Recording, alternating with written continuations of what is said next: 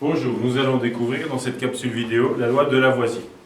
Lavoisier était fermier général, c'est-à-dire inspecteur des impôts pour l'eau. Il avait l'habitude d'ouvrir les livres de compte et de voir ce qui rentrait et sortait d'une exploitation agricole, par exemple. Alors, il a fait la même chose au niveau de la chimie. C'est le père de la chimie moderne. Il s'est demandé, lors d'une réaction chimique, qu'en est-il de la masse des réactifs, de ce qu'on a au départ, par rapport à ce qu'on a à la fin, les produits.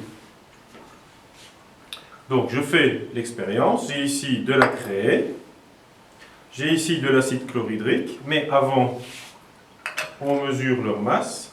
Je vois ici 679,5 grammes. Je mets les deux corps en présence.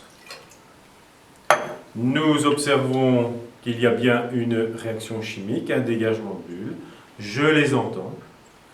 Je positionne sur la balance. Ah, j'ai plus exactement le même résultat. Il manque 0,6 g. Où sont-ils passés? Nous savons que la matière est faite de molécules, d'atomes, et donc les atomes ici, le gaz, il est parti un petit peu dans la pièce, et donc il n'exerce plus sa masse sur le fond du récipient. Lavoisier imagine une expérience dans un milieu fermé. Exactement la même.